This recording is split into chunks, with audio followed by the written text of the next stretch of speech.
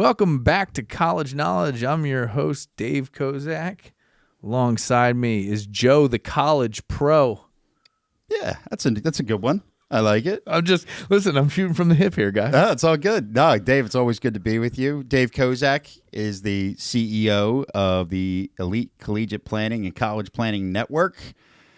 It's always good to be sitting next to you, Dave, and pick your mind on different things here. And I just have to say, I was thinking about your title, and you are the most credentialed college planner in the country. This is true. But I really like Joe, the college pro. Joe, the college pro. That might be the new one on all the social media stuff. It's the college planning expert, but Joe, the college pro sounds. I might have to change it. I mean, it's got a thing, doesn't it? It does. It does have a nice ring to it. So we got a nice episode today, Dave. Yeah, absolutely. Very excited about the interview that we're doing later. Yeah. I think it's going to be fascinating. Great school, great professor, great subject matter. Yeah. And so we are talking a little bit today about earth sciences. It's kind of the general theme of today, but don't give it all away. Not, little teaser. That's it. But obviously, as we get our episodes started, we have to break out some new college news that's out there. So let's jump in to start the show today with our College Confidential.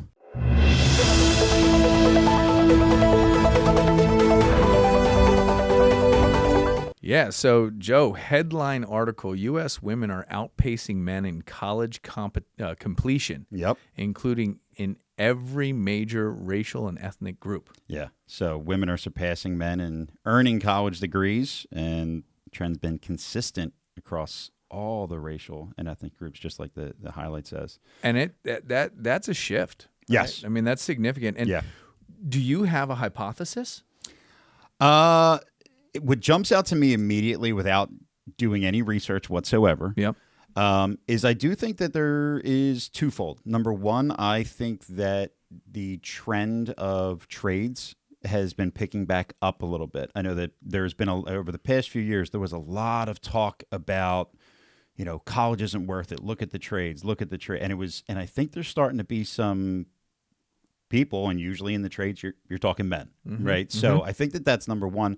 I think number two, to be honest with you, I also think that there is and it's kind of what we talked about in our last week's episode about DEI. Yeah. And I think, when we talked about it, when we found out there are some people that did it wrong. Yeah, for sure. And if you see certain trends that we don't have enough women graduating or in college, there's an artificial shift. Yeah. And now, just like we learned last week, it's shifted. We need to get men back in. We're losing men. So I don't know if it has a combination of those things, but that would be my hypothesis, is that I think somebody tried to make this course correction and they leaned so heavy and kind of focused on maybe the marketing efforts. Everything was geared towards getting females in, and remember saying, well, you only want me, that trade school, you kind of combination of those two things. That would be my, if I had to put a guess on it, that's where I would go. I would agree with you. Calamity of things occurring, right? I think the interview we did on DEI was perfectly timed and appropriate because, admittedly, he said, a lot of places did it wrong. Yeah. And that's why it got the bad rap that it did.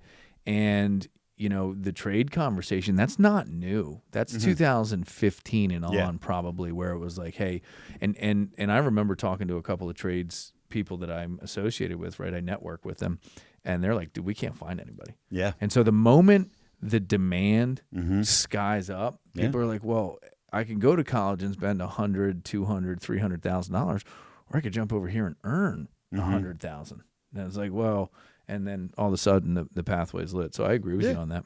I'm curious. I would like to jump in more to see. I also, where my other topic that I would want to really dive in there is, all right, it's not necessarily, I'm not going to say it's a bad thing if women are outpacing men, but I would say, well, what are the degrees in?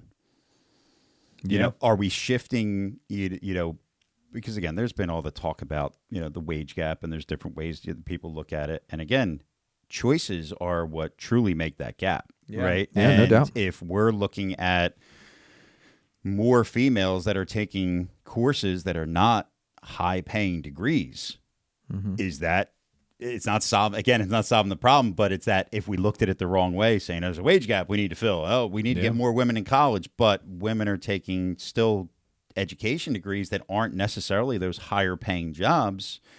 It was the wrong plan to try and attack something. The solution didn't match up with the problem. It just creates more problems whenever you have something like that. So I'd be interested to dive in a little bit more to see, okay, great, there's more degrees they're getting, but what is it? A certain field that they're overcoming? Is it engineering? Is it the STEM? Right? Let's get a little bit more demographic on it too, from generations. Right? I mean, the baby boomer is baby booming. Right? They're all retiring. They're all like, is it more skilled nursing care type things? Are we graduating more of those people because that demand has gone and or has shown itself? And not to stereotype, but historically nursing's been a more female type environment, right? So at the end of the day, are we driving? Are there influences driving that? Yeah. Right. Yeah, definitely. Our next article, not to get necessarily political, Dave, but there was an interesting article that came out and was basically saying more college-educated young men voted for Trump in 2024, and this was a huge swing. Yeah. Trump saw an increased support. College-educated young men, they favored Biden in 2020 by 62%. This year, 52% backed Trump. That was a 19-point swing. Yeah. Wild. And that's from the Chronicle of Higher Education too, which is supposed to be apolitical, but it's the idea that they're doing that research and putting it out there and saying, hey, this is something to pay attention to. What do you think caused it? I would have to say, honestly, it's what the past 4 years have been like from an economic standpoint. Yeah. I mean, look, we talk with people every day about their personal finances, Dave. And I've been talking personal finances with people as an advisor since 2011. I know you were a few years before me. Yep. These past 4 years, the conversations about monthly cash flow, I've never seen a shift that has happened these past 4 years. No, it's funny too, because I started in financial services in 2008. And literally my launch into the career was the worst economic crisis that we'd seen since the Great Depression. Yeah. And cash flow wasn't the problem. Everybody's 401ks went down by half. But like some wealthy portfolios got lost too. But like this problem didn't exist. The inflationary runaway was wild. And then you drive interest rates up to try and slow the inflation, and you basically pause everybody's ability to spend and buy. And so, especially, and we've talked about this, and I've done a lot of interviews with a lot of really well-educated people on the subject, and the difference between men and women in their sort of like every high school, college age budding professional goes through a oh God moment, like an oh crap, like this is getting real. And it creates anxiety. And for women, historically, it's the transition from college to high school, from high school to college, where that sort of anxiety creeps in. For men, historically, it's at the graduation point of college and having to go to the workforce.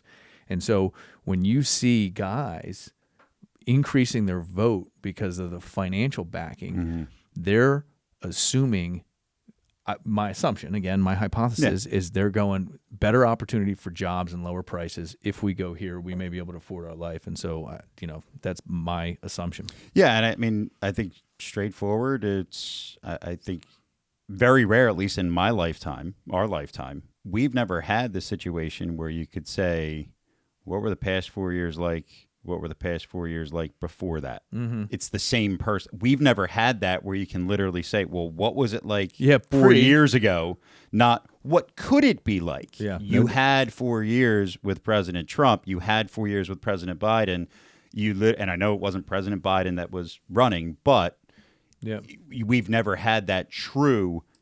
Okay, compare. Were you better for this? Were you 4 better years here or better there? Because it's, again. Well, I think there's another piece to it as well that matters is Trump was relatively sophisticated in his approach to delivering his message. He took a different path. He did not focus on mainstream media because of all of the stuff that happened over the previous 8 years. So he was hitting the podcast. He was meeting them where they were and educating them differently to change perspective. Because if you don't do that, right, and people are getting their information from different places now. Yeah.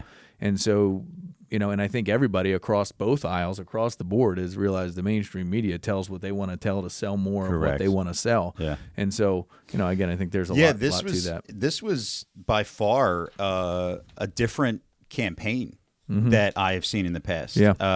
Modernization of political campaigns. Yeah. I mean, because there is that, you see the debates typically. Okay, debates, how different are they, in the past? But mainstream media, like you said. But I think those long-form podcast interviews that J.D. Vance and Trump did, and they did a lot of them. Yeah, they did. That peeled back the curtain to kind of say, this is who these guys are. They had normal conversations about things that you don't see on mainstream media. The one media. piece I saw, Theo Vaughn, J.D. Vance, talking about Waffle House, what's your go-to meal? Right. And you go, all of a sudden you go, dude, he's just a dude that needs to eat, and he's getting a quick bite at a Waffle House. And I think there's a humanization to it, and I think delivering that to the college student, and especially the college male, is going to have an influence on it, because we can all relate to what's your go-to meal. I think Fiesta omelet. Waffle House. There was a lot of relatability. So I think combination of things, but I think maybe a little bit of a perfect storm. But yeah, so definitely a little interesting piece when we were pulling up some articles to discuss today. All right, Joe, let's move on to the brag board, buddy. Brag board. What do we got? What's your go-to? So I had it was a great little compliment that came to me.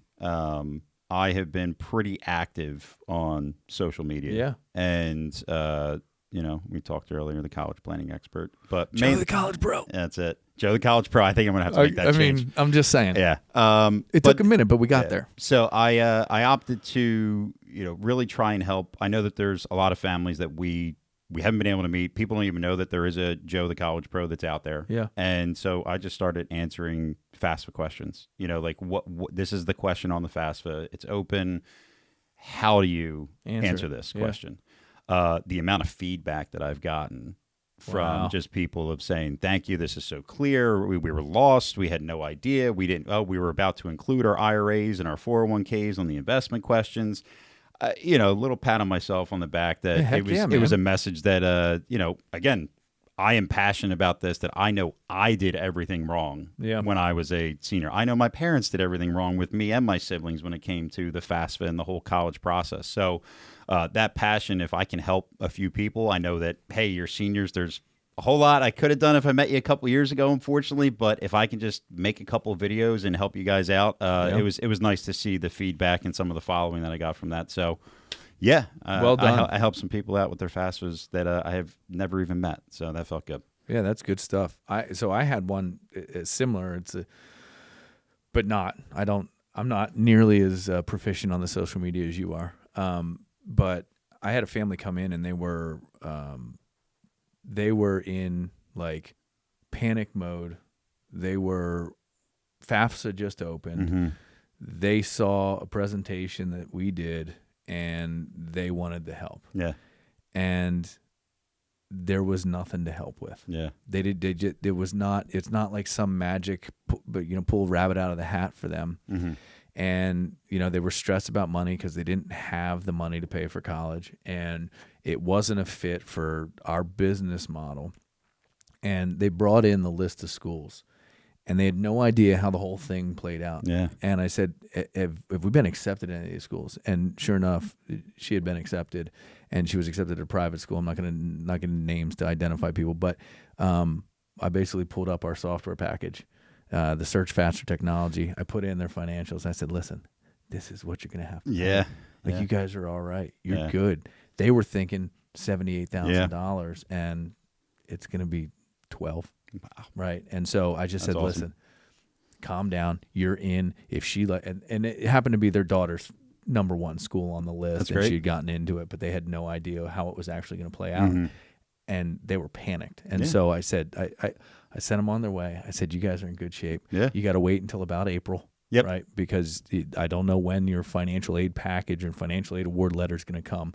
And I think it was just, again, sigh of relief for them. They got it. And, you know, I imagine they're going to come back for their next child, and we're going to help them out. But yeah. And again, that is, I think sometimes just having someone like an expert to talk to, and it's confusing. Like I saw on TikTok, like people just don't understand the process, and then having someone that can calm you down, right, and guide you through. I think that's, you know, again, stress reliever. It's a stressful time, and you talk about having to wait till April. If you don't know, guys, colleges, hurry up.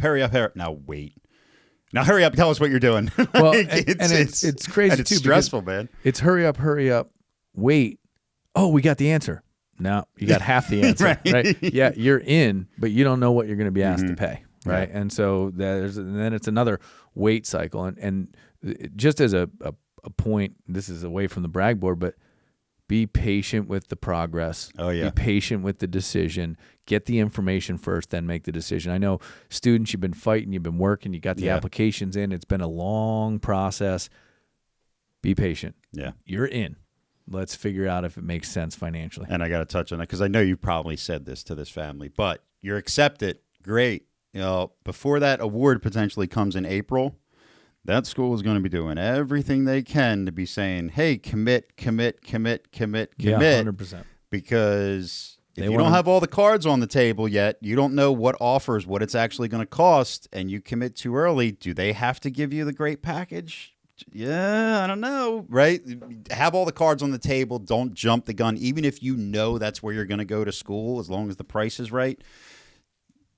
Please just make sure you're making an informed decision. And by informed, I mean you know everywhere you've been accepted and you know what every school is going to actually cost. It's because there's potential that you can maybe get the price a little bit lower just by waiting. So don't jump the gun. Sorry, I had to jump in. I'm sure you told me. I did, and you're spot on with it. So yeah, think it's time for. We've had some good stuff going on, so I think it's time for a quick sip, Dave. Yes, sir. So, Dave, for this week's quick sip, you know, we're talking about our science. We're going to have a great guest in a minute here to dive into it. So, my question for you. Our science is, you know, I think, you know, okay, Earth, geography, but then I started thinking about it for my personal life, and I say, okay, is it a lake or is it a beach? Which one is it for you? It got to be a lake. Okay. There's so much more to do. Yeah. Although I guess you need a lake and a boat. So hold on a minute now. Now, see, we've gone too far. I don't know. I can't make that decision. Is there a boat? This is part of the question because my answer is beach all day. Because what do you do on a lake? Well, if you don't have a boat, then right, you do exactly, nothing. Right. Yeah, look, I like body surfing. You know, you get waves, you get the sound of the waves crashing. I'm an activity guy. So like if there is no boat, I guess I got to go beach. Yeah, because there's more to do just with the raw. Have as much fun as a lake without a boat as you do with an above ground pool. That's not fair. The above ground pools can be fun. Sure they can. What do you got for me today, Dave? All right. Joe. Yeah. Does the metric system make us look bad? Royale with cheese. I guess it's a good sandwich. Yeah. If you've never had it, it's quarter pounder in Europe. Yeah. I guess it's funny because it's only like so many times in my life where I've actually been confused at the fact that it's not what the rest of the world uses. And the only time that I've actually looked it up was when I was setting a world record for the longest keg toss. And they said, well, how many kilograms was the keg? And I was like, what? It was 27 pounds. Like, why are we even? I don't know if it makes us look bad. Honestly, I live in my bubble here, and we use, quarter pounder. It's not a Royale with cheese. It's a quarter pounder. We all know it as a quarter pounder. I'm sorry. I'm not a world traveler. It's never affected me in my life. Doesn't make us look bad. Maybe, but I live with it, and I live in my world, and it's pounds, quarter pounder. I mean, it's got to be conditioned. It certainly makes math harder. Yeah. Right. I got Siri. How many kilograms is 27 pounds for my empty keg that I can submit my record to Guinness? Well, I think it makes us look bad. In what way, though? Just in what way? Does it make us look dumb? Like, is that we're? No, I think it's the same way that we've moved past a lot of things for things that make more sense. The metric system makes more sense. It just does. Mathematically measuring, like it my opinion. So like, there's a lot of things we don't do anymore, right? Mode of transportation, not horses anymore.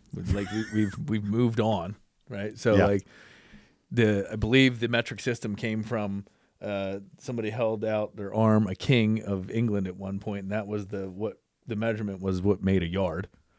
So like, I mean, that makes a lot of sense. I mean, again, I don't know these things. I'm not a scientist. I don't claim to be. I just am saying, like, when you're doing math, I think there's probably more sensible ways to do it. So that's the only reason I say. I guess I haven't expanded how the metric system makes us look. It's just one of those questions they've never really thought about, because I live in a world where it's, again. Do you know who Nate Bargatze is? I do not. He's a comedian. Okay. When we're done this episode, I need you to type in Nate Bargatze Saturday Night Live and listen to his. Just listen. Okay. For everybody, Nate Bargatze Saturday Night Live. He does a skit where I think he's George Washington. He's one of the founding fathers, and it's priceless on just this subject. All right. I like it. So, hope you enjoyed this week's Quick Sip.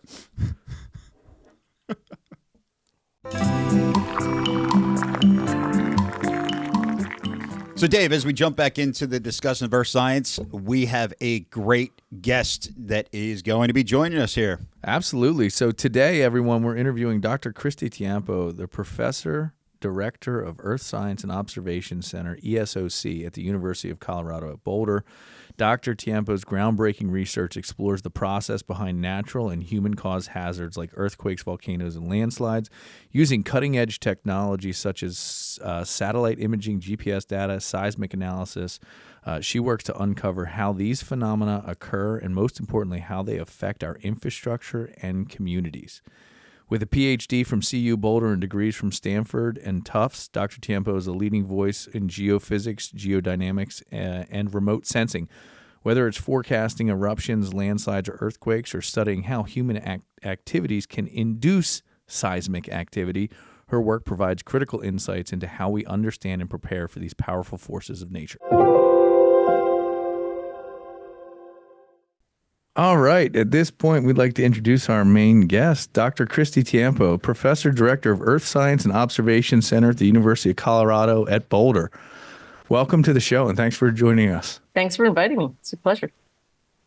So give us again, we like to get a little background, a little information on who you are, and then some details on what you would share with prospective students and clients about sort of higher ed, your particular course of study and area of study in higher ed, and what people should consider as they go through it. So give us a little background. So I started out as an engineer. I was a civil engineer. I got my degree in New England back in the 80s. I got my Bachelor of Science and then my master's eventually in civil engineering, structural engineering, and went to work like most people do, most engineers. I worked for 10 years as a construction engineer for the Corps of Engineers. So I helped build things like runways, taxiways, housing for the military, civil projects like breakwaters and protection, shoreline protection in New England. I did that in New England. It was a ton of fun and I loved all of it.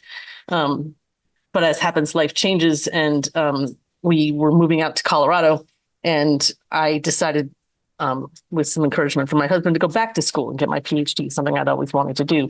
So I actually went to CU. I got my PhD here in 2000. Okay. And because I went back and I thought, what do I want to do? I'd also, as an undergrad, had my second major in geology, and I loved it. I loved everything to do with geology and earth sciences. So I did my PhD work in what's called geophysics. So earthquakes, volcanoes, how the earth moves, those kinds of things. And when I graduated, I wanted to be a professor. And so I eventually got a job in Canada. So I then went to Canada for a dozen years, worked as a professor there. And again, studying natural hazards, earthquakes, volcanoes, landslides, those kinds of things, just outside of Toronto. Eventually, I was looking to come back to someplace home in some ways. And I applied for and got this job here in the Department of Geology here, and in this big institute called CERES, which is an environmental science institute here at CU.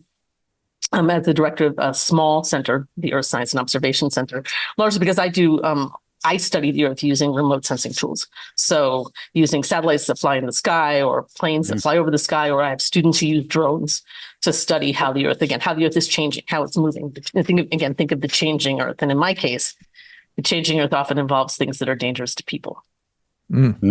Fantastic. So the journey took you out, brought you back, and I guess give us a little background on the importance of earth science today and what people don't know. I tell all my students, it is amazing how many students we see today who apply and want to make a difference, who are worried about things like climate change, about what their future is going to look like, what the Earth is going to look like, what their world is going to look like in 10 or 20 or 30 years. And I tell people, if you really want to first understand what's going on, and second, make a difference, you really want to have some background in earth sciences, because what it teaches you is what's the common sense way that the Earth is changing, what makes sense. When somebody, and you don't have to be a scientist, you can be a journalist or a doctor or somebody who stays home with their kids. But when somebody, you see a news article, a post that tells you that bad things are happening or bad things aren't happening, if you want to ask yourself, what do I think makes sense here? What's going to matter to my life? If you understand the basic principles of how the Earth works, which is what Earth science teaches you, then you can make a judgment for yourself and your family and your future, and a better judgment anyway, one that you feel informed and you have more control over your future. And I think that's the really important thing about everybody learning a little bit about earth sciences. Sure. When you talked about the potential dangers, whether it's something that is natural, whether it's something that, maybe something that is, we'll call it a little man-made. Yes. What are some of the differences there? And when we talk about hazards and dangers, what exactly are we speaking about? Generally, we think of hazards as events that happen in the Earth that are going to have an impact, a negative impact on both the natural life around it, and that includes humans, and our infrastructure. That might be a volcano. So a volcano is largely a natural hazard. Humans don't have much effect on volcanoes. We never have. And so again, a volcano is an example of a truly natural hazard, one that's going to occur probably no matter what we do. But if we understand when and where they're going to occur, then we can mitigate. We can not build in certain locations. We can stop planes from flying through ash clouds. There are a whole number of ways in which we can prevent loss of life and loss of infrastructure, even for natural hazards. When you're talking about things that human beings affect, that might be climate or climate change. Are we warming the Earth? Are we adding greenhouse gases faster than has ever been done in the past? And is that going to change the Earth more quickly than is easy to adapt to? Or Are we, for example, pumping a lot of wastewater way down deep in the earth where we won't drink it and it'll be perfectly safe, but it might be causing earthquakes? It's commonly called induced earthquakes. And, those are things that we can do and humans do that affects hazards or the changing processes on our Earth's surface. Sure. You mentioned, these events, obviously some of them can't be predicted, but maybe kind of knowing more, you can mitigate some of these things. What is part of the process in potentially, predicting? Is it just kind of studying the past, understanding, like you're saying, just understanding the earth, and when certain indicators happen, it's like, hey, we're headed down this path. This might happen. Let's prepare for it. How does that happen, and how hard is it to predict these things? That's a really interesting question, because yes, a lot of that comes from what we've learned, studying the earth, understanding how it works, understanding the physics of it, the chemistry of it. What happens when we pump water in the ground and we basically change the stresses, the forces underground, and that makes more earthquakes more likely to happen in certain locations. Why is that? And we understand that, again, because we've spent a lot of time studying the earth and we have some idea of what goes on inside. There are two things that make natural hazards particularly hard to predict or forecast. One is that when like, for example, hurricanes, we all know that we forecast hurricanes, but and in some sense, we can do that pretty well because it's relatively easy to measure. We take a lot of measurements of our Earth, and it's relatively easy to measure the atmosphere, right? We can send out satellites, we can put things up. It's relatively transparent. That's not really the right term for that, but it's easy to send up instruments and measure temperature and precipitation and Earth surface and sea surface temperature and those kinds of things. It's a very fast-moving system. That means that that affects the accuracy of those forecasts. Where's a hurricane going to hit landfall? Those kinds of things. How strong is it going to be when it hits? What are the wind speeds going to be? It's a very fast-moving system. The solid Earth, the part that we stand on, is a much slower moving system. It moves very, very slowly. Not minutes, seconds, and hours, but years, decades, hundreds of years, and eons, right? But so that means that that we have more time to forecast those big events.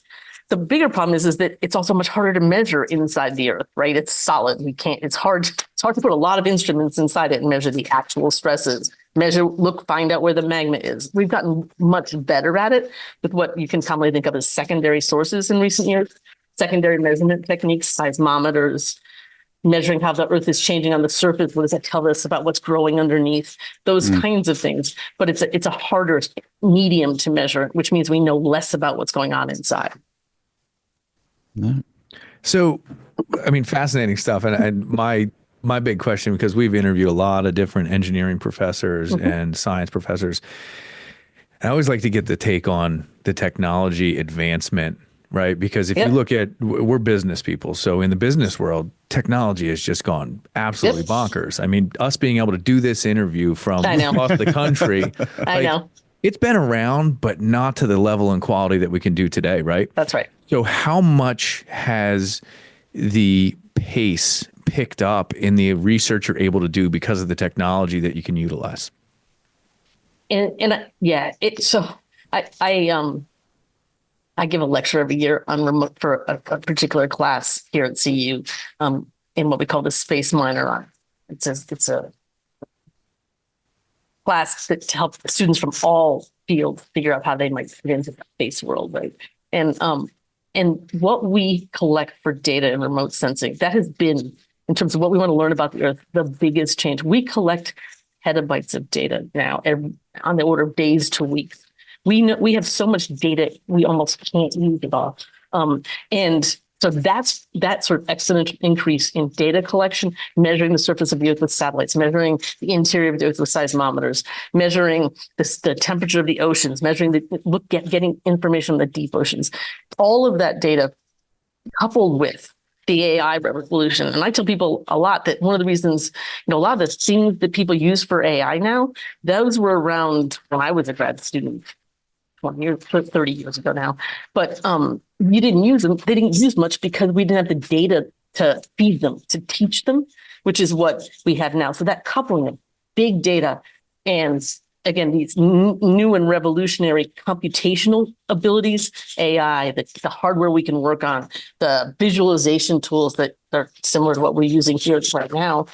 You couple all of those together, and again, we're exponentially learning more about well, not just the big scales, how fast does a tectonic plate move, but in the small scales, where is that magma now under a volcano? Where, again, is it possible to actually watch landslides move? Those kinds of things.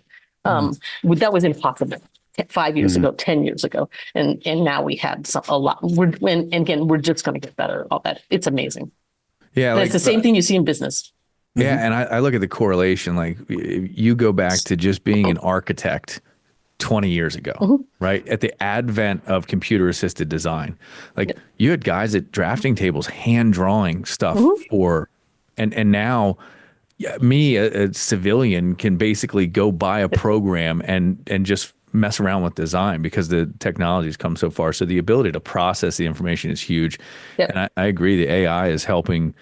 It's good and bad. As every advancement has its positives and its cons, right? So let's switch gears a minute and talk about CU and Boulder in specific. What makes University of Colorado Boulder a leader in earth science research and education? Yes, we. So I always like to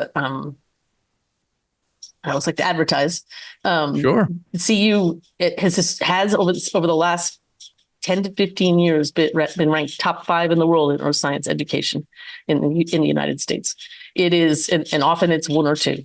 And that's really a function here of all we have to offer. All of the interdisciplinary earth science we do, and earth and environmental science we do. So CU Boulder itself, we have a great geology department with leading researchers in a number of fields.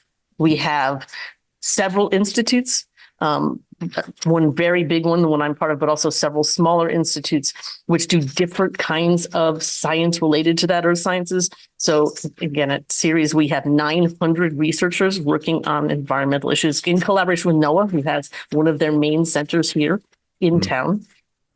But there's also an institute that's called INSTAR that studies Arctic and Alpine research specifically, again, world renowned in that.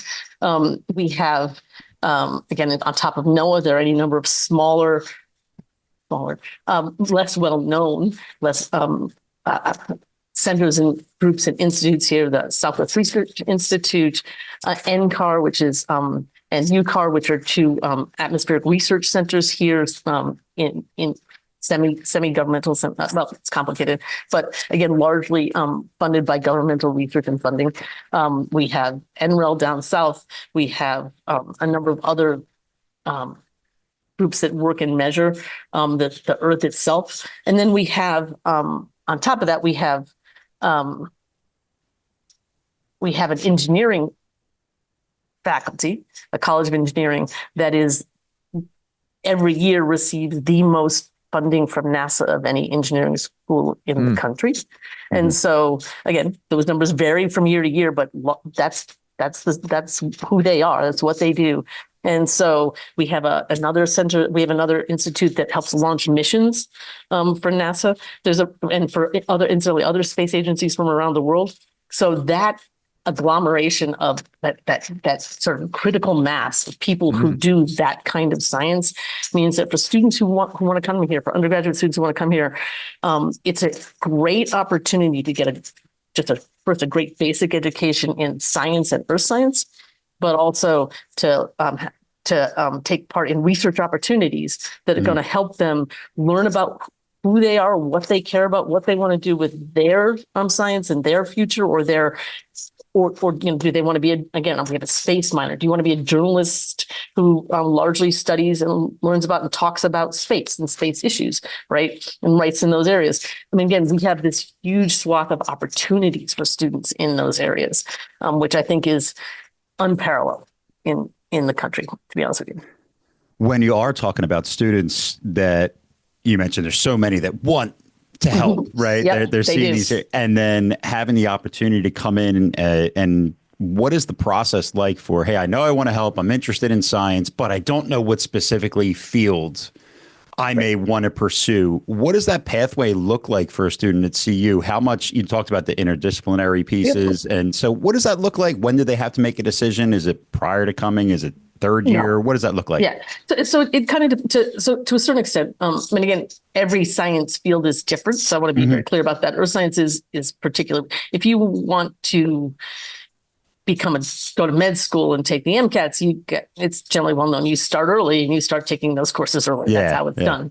But in earth sciences, there's a lot more freedom, a lot more flexibility. You can start by taking some classes. We have a School of Environmental Science. You can take some classes with them. Are you more interested in policy than going out in the field and measuring? Right. Sure. So you take an earth science class. We send you out. We send you on some labs. Some field trips and some labs. We have so many great field trips out of here. But anyway. And then, or again, you can take a course or two in environmental science and again, study more policy and policy and how the process works of making that change in a political or social way. Again, you can take, again, associated classes in chemistry or math or physics if you think you might be more interested in the sort of technical theoretical side of what we do. But again, you would do that in your first year or two. And there are a lot of, like most universities today, and CU is not the only one that does these things. It has become sort of a common thread in science education that the more opportunities you offer students to do research, or at least do hands-on education, hands-on learning, the better they learn, and the sort of the more happy they are with their sort of future career when they're done. And so there's a lot of opportunities to get involved again in sort of fieldwork or research or undergraduate research here at CU. I tell people, take some classes, find out what you like and you're interested in, and then go talk to the professors. I know there's this model out there of the professor on a pedestal who doesn't, all of it, talking to students kind of beneath them. That's not true. I can't tell you of one professor I know who isn't. I don't know of any professors here who are not more than willing to sit down and talk to students about what they think is interesting, what they'd like to do with their 4 years here, and then their careers after that. And so we don't all have the opportunities to have students in our lab. We don't all have the funding or the bandwidth for whatever reason, but certainly there'll be plenty of professors out there who first want to talk about what you want to do and then help you figure out how to make that happen. Yeah, we've interviewed numerous professors, and the message is always the same. They love their job. Oh, yeah. And they want to help. And the idea of being a mentor, one of our very early episodes, Dr. Kenyon Bonner, the dean at University of Pittsburgh, talked about lifting while you climb. And, as you get to the top now, hey, pulling the people up behind you. And every professor that we've talked to has that same message. So family, students, I think that was a great example that there's this myth of professors on a pedestal. They're unapproachable. I have not seen that, from everyone. We've interviewed hundreds. Yeah. It's talk to them. We're people just like hours. You. We're people just like, we got hobbies, we got lives, we got kids, we got all of that. And I tell people all the time, I learn from all my students. I'm still learning. And so I enjoy all of those interactions because it makes me a better teacher, makes me a better researcher, but also because as you said, the whole point of this process is to live, rising tide lifts all boats. We all do better if the students are doing better, if our society, if the people in our society are understanding better what's going on. It's absolutely the way we want to do it. Well, and there's a common theme, and for all the listeners, right? Common theme is mentors sometimes appear, but more often than not, mentors are you approach and they become the mentor because you had the intestinal fortitude or the courage to say, hey, I'm not sure this is right for me.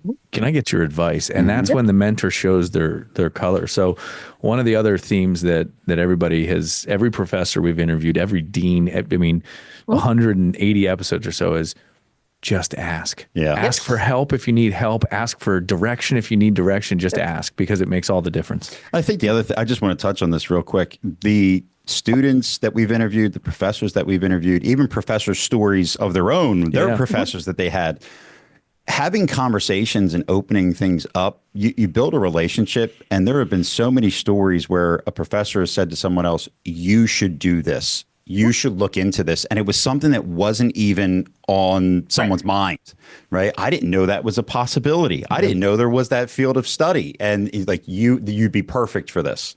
Yep. And but if you don't have those initial conversations and those initial relationships, that conversation never happens. So, the one thing that professors can offer students, which I think that they don't often, they don't know, they simply don't know, is that because of the way our jobs work, almost all of us, it is part of the job to know what's going on around us, to know about the science over here and the person doing that over there, and this new field over here that we never heard about, right? That's just, it's sort of part of our job to go out and read about those things and learn about those things. And that means that we are a resource for not just that thing, and not just that thing we're teaching you in the class, but a bunch of sort of related subjects you might be interested, or fields you might be interested, or new studies you might be interested in, that because you don't have the background, you don't have the context as a student, you wouldn't know about. And, and that's, again, my best mentors have always been, when I look back, the people that I reached out to. Again, mentoring programs are great, and it's nice to have somebody match you up, particularly when you first arrive at a school, if you need somebody to tell you, what's the best eating fault, where should I be getting my food, right? So, that's great. But the ones I really connected with in the end were the ones I reached out to and were willing to answer my questions. Yeah. And one last question in that, because you mentioned it a couple of times. You talked about field trips, and you talked about it, like the geography of where Boulder is, and it's like there's opportunities specifically in your field, right? Like, give us a little lay of the land of how the environment influences the research and the opportunities that are there. Yeah, so it is a beautiful spot, as most people know. The climate's great, the weather's great, the scenery is great. There's a lot of great outdoor sports, all of those things. I don't probably need to sell Boulder to most of your listeners. Watchers, but the ability to go out in the field here and see the processes that you are studying in class is not unique, but rare and one of a kind. We have what's called the Mountain Research Station up on the top of Niwot Ridge, and we take students for field trips up there. We do research studies up there. There's all kinds of instruments up there that study mountain processes. At the most, and another example, at the moment, there's a lot of interest here because of the fire a couple of years ago in wildfire, and there's always been a significant group of excellent researchers here who do study wildfire, but there are opportunities now which are partly have to do with the fact that wildfire is now a very big concern just in the West, all over the country, but particularly in the Mountain West here, in the Western U.S. Plus the fact that we actually have places to study those wildfires, right? The wildfire that happened down here. We had researchers literally who are down the hall from me who took instruments out, put them on the back of trucks, and drove them through those neighborhoods to measure the air quality of around those homes to see whether people should be going back and what might be affecting them long term. Or you can go out to out I-70, head west, and you can go and actually study some of the landslides which are happening because there are wildfires that take the trees off the slope, and then rainfall comes and then we get these landslides that wash down. And we do literally go down and measure it, as well as look at the satellites, which is what I do. But so there's this excellent opportunity here to actually go out and study both a lot of the hazards that are affecting people out here, but also just sort of general processes like snow in the mountains, right? So it's a ton of fun. I mean, they talk about real estate, right? And what's the number one rule of real estate? Location. Yeah. And you're matching the coursework and study with the environment around the locations there. Yeah, it's great. So as far as where you see things headed You know, what changes do you see? What excites you about, you know, the future studies of earth science and specifically, you know, your field? Where do you see things going? What do you see in the future here? You know, I see big opportunities for all students in the ability to take all this data we're collecting and put it together with computational resources and tell us new and exciting things about how Earth is changing really quickly, but also long-term out there. Also, too, for students, I think there's a lot of great opportunities for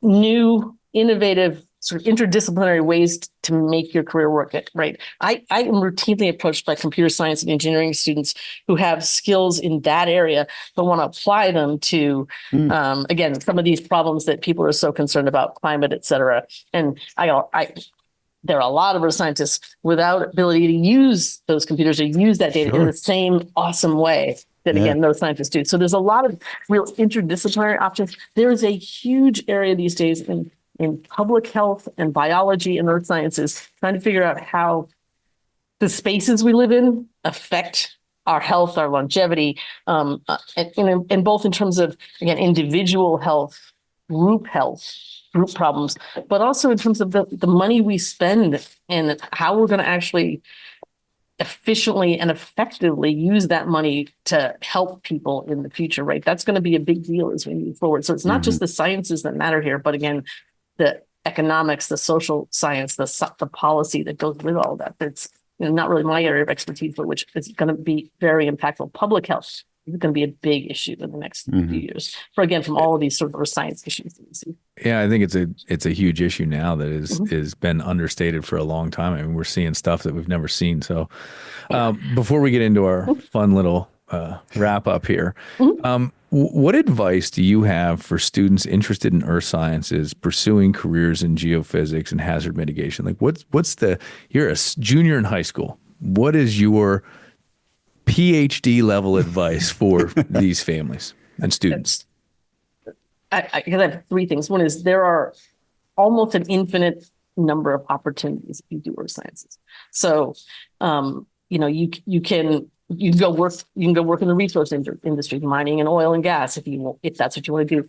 Resources will also include things like groundwater, hydrology, and forestry, and then there's this and agriculture, right? And so that's just the resource side of what we do. And then there's, again, sort of the monitoring and then there's taking those and applying them to companies and to businesses and all of the economic of earth science. So there is, again, if you have an interest and you're interested in earth sciences, you have other interests, you will and can find a really useful and satisfying career out of it if that's what you want to do. The second is then what you want to do is go to a school that's good at earth science, someplace where you're going to, there are a lot of really great schools for that around. Again, Boulder, great. But a lot of what we think of as the bigger state schools, the California school systems, the Michigan systems, they have great earth science departments too. Washington, again, there's a lot of really good places you can go to learn about earth sciences, and then just jump in.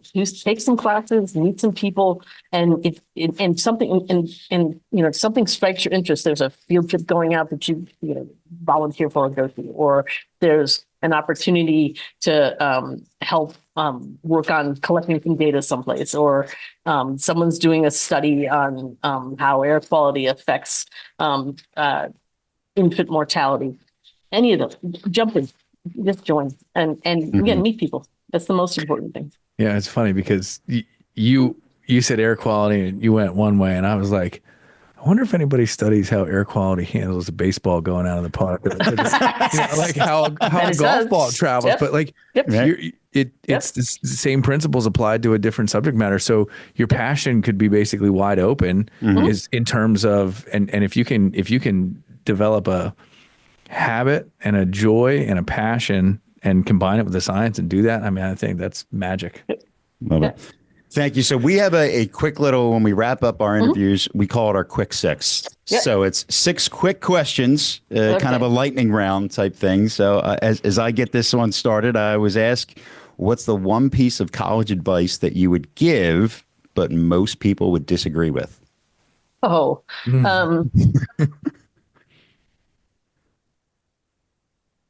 get more sleep. Get more sleep. It's always better for you. You'll be happier if you do that. If you could take one college class again just for fun, which one would it be? Oh. I hate to say this, but intro to geology, I loved every second of it. I guess that says something about my life, but yes. Yeah. What's the weirdest college tradition that you've ever witnessed or participated in? Oh yeah, the weirdest one. There was, I didn't. The weirdest one was at Tufts, which is where I went as an undergrad. There was this rock that had a plaque on it that was donated for this guy with money. He donated some money to the university, and he wanted to learn about anti-gravity. So it was called the anti-gravity rock, and so it used to disappear and wind up in places that were high up, like tops of buildings and in trees and stuff. It eventually got put in a basement someplace where students couldn't find it. But yeah, so that's the weirdest one. What's one skill you learned in college that you still use every day?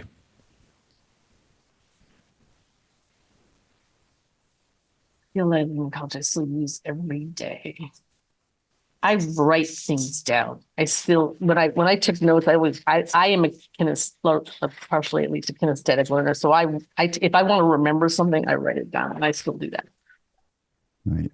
My last one. What's one thing about college that you think should change? If I had my way, mm-hmm. the stigma that goes with which school you go to and which field you choose. So my firm belief is that what students should get out of college is to learn those things that will help them have again, useful and satisfying career. And and it shouldn't matter what that is. And yet we have all of these preconceived notions about what's a successful college career and what's a successful field to be in when you're done. Yeah. And that should be individual. It shouldn't be placed on us. It shouldn't be given to us. I love it. That's a great answer. Yeah. We see it every day Yep. with parents walk in, my child's going to be this. And we talk to the kid and they're like, I know what I want. Most of them don't know, and not unjustifiably don't know what they want. Correct. We always still have so much to learn. The objective is to get out of school so that you're ready to learn more, right? It's lifetime learning is what makes people successful. My favorite question, and I don't know why, but I just love it because people give them to me and then I read them and I get smarter. So what is your favorite or most influential book you've ever read?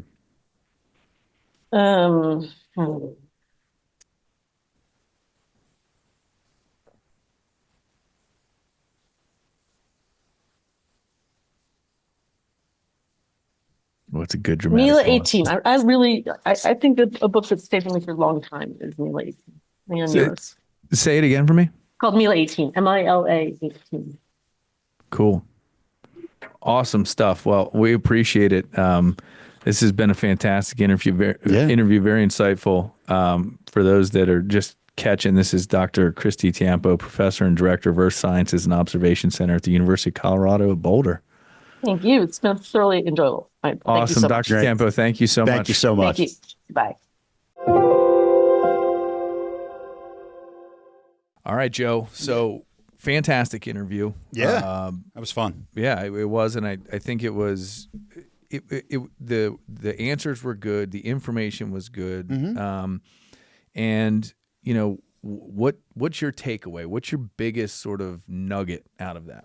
Yeah, it's one that I think both spoke on a couple times throughout that interview, but the idea that earth science, like a lot of other fields, it's got so many branches that could potentially take you different places, and you may not know exactly what you want to do. I mean, Doctor was talking about journalism, right? It's studying earth science to become journalist, political activity, right? Like, okay, hey, if I want to be a politician and this is something I want to attack. Like, I got to have a basis of this. So I thought the way of understanding that it's yet another field, another field of study that you can start with, right, or kind of come into to get knowledge and branch off and find that passion. And the pieces that we spoke about being open, talking to professors to help, right, have conversations, ask questions, but very interesting field in how many different ways it can take your career. And if you're passionate about it, I know you love saying at work, you know, if you love what you're doing, it's still work. You know, it's not that you don't work, you're still going to be working, but it's a lot easier to get through the day. So if you can go through, you know, an undergrad education and be able to have a field that has so many potential branches and pathways that you can follow a passion, I thought that was really interesting, and I liked how we highlighted that throughout the conversation. Yeah, I think my takeaway is that, you know, I loved her comment about, and when we did the lightning round, and she said, you know, the stigma, if you could take away the stigma of what you should be, and like the ranking of the schools, I interpreted it probably more than she meant, but the idea that, you know, earth sciences is sort of this gateway science.